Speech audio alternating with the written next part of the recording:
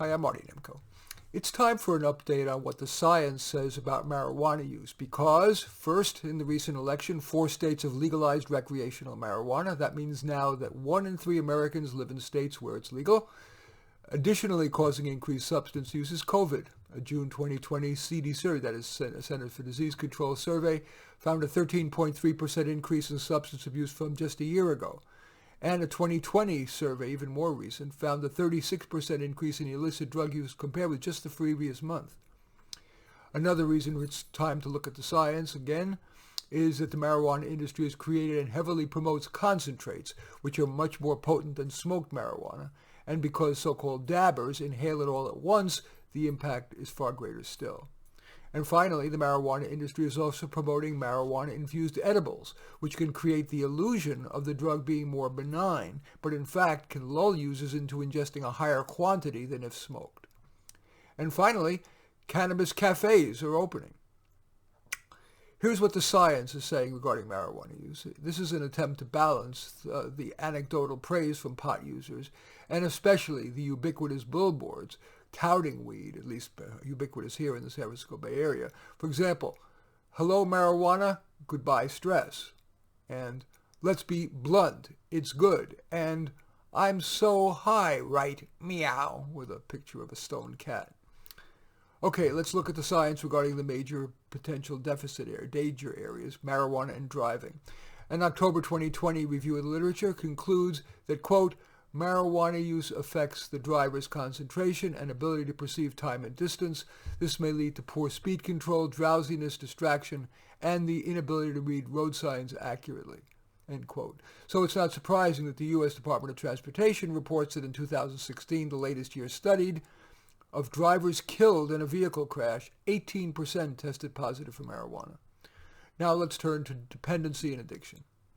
The National Institute on Drug Abuse reports that 30% of marijuana users have some level of, quote, marijuana use disorder characterized by dependency and often addiction. An October 2020 review of the literature cited Dr. Nora Volkow, the longtime director of the National Institute of Drug Abuse, quote, when dependence and other factors escalate to cannabis use disorder, a person cannot stop using the drug even though it interferes with many aspects of his or her life.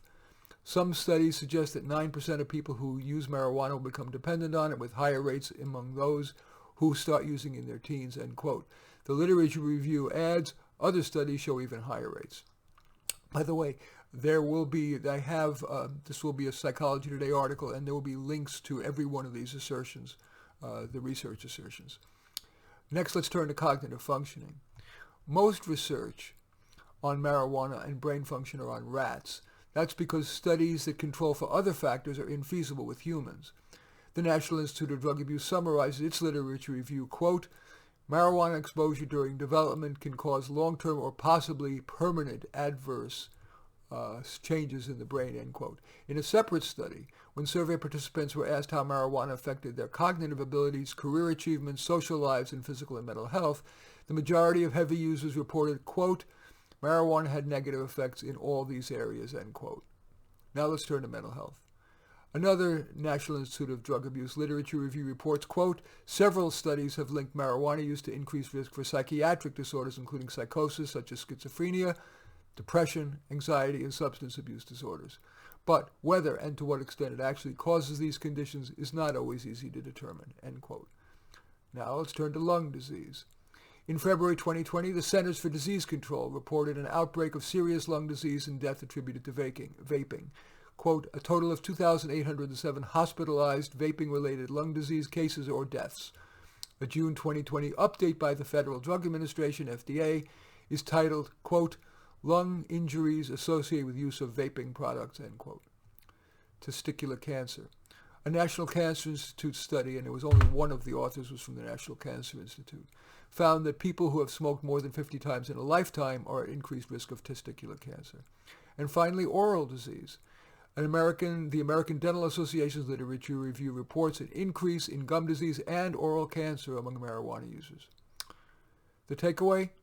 The increased legal availability of ever stronger forms of marijuana suggests that moving forward, the aforementioned dangers may even be more severe.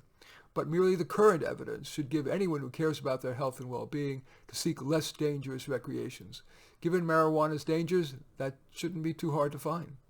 In any event, I thank you for watching. I'm Marty Nemko. I welcome your thumbs up as well as your thumbs down. I don't welcome your thumbs down, but I accept them. And I especially like you to hit the share button below. Share on your social media so that my efforts can have broader impact. And I am flattered if you choose to subscribe to my channel. And in any event, I do thank you for watching. I am Marty Nemko.